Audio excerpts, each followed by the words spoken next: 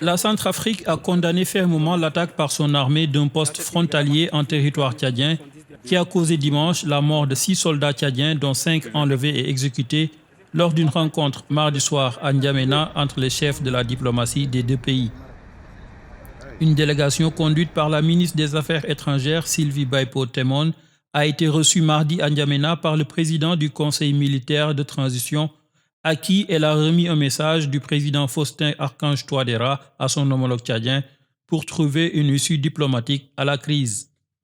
En plus des excuses présentées par la délégation centrafricaine, les deux pays ont convenu de la mise en place d'une commission d'enquête internationale indépendante et impartiale composée des Nations Unies et des organisations régionales qui se déploiera sur le terrain pour établir les faits et déposer un rapport qui situera les responsabilités.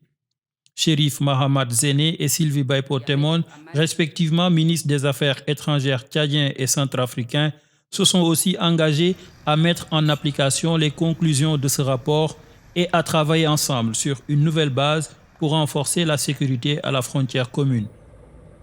Le Tchad avait dénoncé un crime de guerre qu'il ne laissera pas impuni pendant que la Centrafrique assurait que son armée poursuivait à la frontière des éléments d'une coalition rebelle qui cherche depuis décembre à renverser le pouvoir, mais qui a depuis été repoussée et presque défaite grâce à l'intervention massive de paramilitaires russes.